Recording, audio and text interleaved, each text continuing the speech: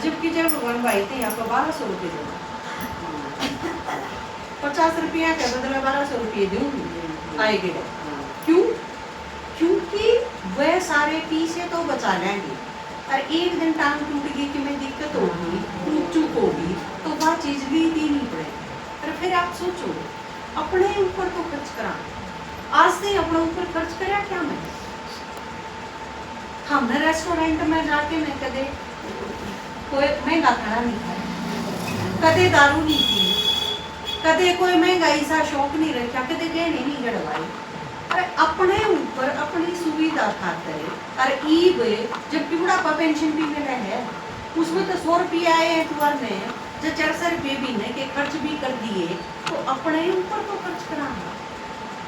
थारे बालक आज रेप होके बैठ जाओ और जिद कर ले, तुम 100 रुपये उसमें भी दे दो, करके कोई छोरी आ जाए 100 रुपये उसका हाथ पर भी धरने पड़ जाए, अपने ऊपर खर्च नहीं कर सकते। या जो एक मानसिकता है ना खराब है, अब इतने लागे हैं लेकिन इतने क्यों खर्च करा, लेकिन बाकी सारी जगह हम कोई कोताही नहीं करते, तो अपने ऊपर सारी कटौती क्यों? आप क्या फायदा होगा? आप सुन के आओगे, आप हमारा सारा दिन मिलोगे, आपके नशा रहेगा, 2 दिन उस चीज की खुशी रहेगी, पूरी क्लास करोगे, ब्रह्मा भोजन खा के आओगे, ये सारी चीज ये कोई मायने नहीं रखती उस रुपये उसके आगे। और फिर आप आड़े इतने बैठोगे, अगर आपने ऑटो कर रखा हो, ये माता जी और कौन सी है जिसके टांगा में दर्द है और कि में दिक्कत है, ऑटो कर रखा हो करते तो उसका भी जी कर जा, आड़े तो जाओ तो मैं भी बैठी, मैं भी क्लास कराऊंगी और उल्टे भी आ जा, तो इस चीज का फायदा नहीं होगा। आप अगर थोड़ी सी मेहनत करोगे तो जो अपनी बस में बैठ के न 4 जा सके हैं, तो अगर गाड़ी कर लोगे तो 4 की जगह 8 चले जाओगे, वो आपका पुण्य कर्म का खाता जमा नहीं होगा। आप अगर थोड़ी सी में, आपके दादाजी जी इतनी हिम्मत नहीं करेंगे, दूसरे काम में जाने में तो मेरा भाड़ा लगेगा, मेरा टाइम भी घना खर्च होगा, जब ज्ञान ना सुना है आपने तो जब उन्हें इस चीज की परवाह करी होंगी, अब मैं तो भाड़ा ना लाऊं, फिर हम होंगे आज ज्ञान। फिर आप सोचो आपके आगे जो और आने वाले हैं स्टूडेंट और आगे जिनकी सेवा होगी, उन खातर आप कोई प्रेरणा क्यों कर रखोगे? ये 2-2 साल 3-3 महीना थे, 6-6 महीना थे, ये माता है, ये थारा तक ये सीखेंगी, अब ये इतनी मेहनत भी नहीं कर सकती। आपका धन यज्ञ में अगर खर्च नहीं होगा तो फिर आपका बाबा से योग भी ना लगे, कदे बहम हो काम किम्मे नहीं लावा और बाबा की याद 24 घंटे रही जा, पॉसिबल है कौन, संभव कौन?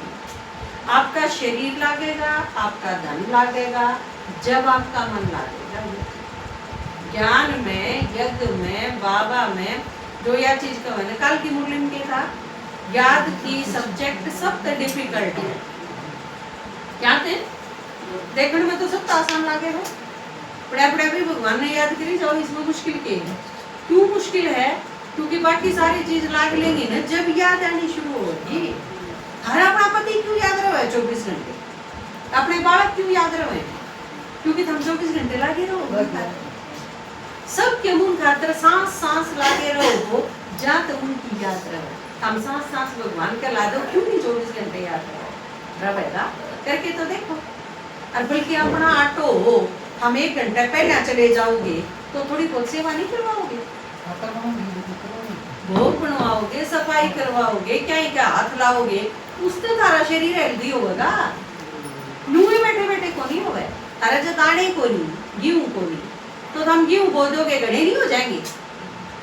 देखने में तो न्यू लागे है, अगे करना 2 बोरी दाने दे, ये भी रेत भी दे दिए, माटी मिला दिए, लेकिन मेरा समझदार आदमी के कहेगा ये माटी में गिरे हुए तो गणे बनोगे। आपने जो चीज चाहिए उसने भगवान की सेवा में लगा दो, पक्का ही गुना हो जाएगी। अब शरीर स्वस्थ चाहिए आपने, तो शरीर ने भगवान के काम में लाओ। सबसे पहले चीज तो चल के जाओ, आप चाल के न क्लास करने ही जाओगे तो आपका सारा सिस्टम बदलेगा। उड़े बैठी बैठी अगर जाए तक ये कहें ज्ञान में चालना है, कि किसी ने कही है ज्ञान में बैठना है ना, चलना है, बैठना तो है ही नहीं। तो आप जब तक आपकी कोई मर्जी, माता जी ये है के भी नहीं जा सके। तो हम सारे जो ठीक हो वह तो फायदा था इस चीज का। पर काम तो ऐसा किसी का होता तो नहीं ना 6 दिन में अपना काम खत्म कर लो, 7वां दिन अपना फ्री रखो, आप करके अपना काम घर का निपटाया रहे ले चले गए। आपके दादाजी ने क्या करवाया मेरे पे, संडे ने ज्यादा हुआ है सेवा का, बिजी हूँ हमने संडे की तड़के आड़ी रोटी बंद कर दी, टाइम खराब जाओ था। जो चीज आपने आपके बीच में बाबा के आपके बीच में आवे है उसने हटा दो। रोटी टूका बनाने में इसमें रोटी बना दी उसमें टाइम लगता, फिर हम खान दे उसमें टाइम लगता, फिर मैं बर्तन मांज दी उसमें टाइम लगता, मेरा 3 गुना टाइम वेस्ट होता। हमने रोटी बंद कर दी, सारी चीज खत्म हो गई, अपना टाइम वो बच गया सारा। तड़के उठ दिए आपने करके 1-2 काम, दूध दाद गरम कर दही जमाई रहे चलो भाई निश्चिंत हो गए, किसमें दिक्कत नहीं। फिर माँ भोजन बन जाएगा, सीधे 4 बजे खा लेंगे, ये फर्क पड़ा है। बचाना सीखो टाइम और यज्ञ में लगाना सीखो, क्योंकि संगम युग एक युग यो ऐसा है जिसके बदले में 84 जन्म का जमा होगा। आपका सतयुग त्रेता द्वापर कलयुग इस संगम युग पर डिपेंड करेगा। पुरुषोत्तम संगम युग है ना, परसों की मुरली थी शनिवार की, जो पुरुषोत्तम संगम युग है, और इस पर इतना पुरुषार्थ करना है कि 84 जन्म वेद की तोड़े देखने की जरूरत नहीं है। हीरा देखे ले आखिरी जन्म में, तो उस आदमी का पहला जन्म किसा होगा आप अंदाजा लगा के। जिसने आखिरी जन्म में भी हीरा का कारोबार करा, जिसने बेरा ही नहीं था मेरे पे पीछे कितने हैं, यो तो आखिरी जन्म का हिसाब है। उससे पहले जन्म सारे कितने राजाई ठाट में होंगे उनके, आप सोचिए। तो यो एक जन्म संगम युग का जो मिला है आपने, इसमें इतना जमा कर दो कि आपने फिर बाकी जन्मा में कितने करने की जरूरत नहीं। आधार है संगम युग पूरे कल्प का। अरे तो आप सोचो ना, आपने तो सिर्फ जाना जाना है, आपने सुना लिया तो प्यारे बैठा है। आपके दादाजी ना सुनाओगे जब जब क्या कर लोगे, सोचो फिर आप जाके भी क्या कर लोगे, कोई उत्तर से बोलो। इतने ने सुना है, इतने एक भी संडे मिस क्यों करो, इस एंगल से सोच के दो। मारा 20 रुपये भाड़ा ला गया, 50 रुपये ला गए हैं, अरे दूसरी एक आधी और नहीं दिन दी हो उसका, 4-13 भी मैं दूंगी तुम्हें, आपका यज्ञ में सफल होगा।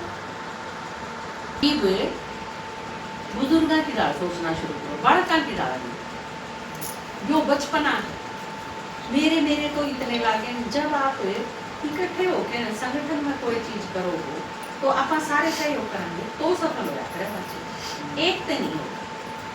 ये बनीता ने सोचा मैं एक लिए डम्बू करके ले जाई जाऊं, ये जाएंगे बस में, तो पॉसिबल नहीं है।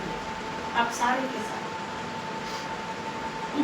ठीक है ना, कि 20 घंटे देखो 7 तो आपके रेगुलर लेके आए, ये आज 12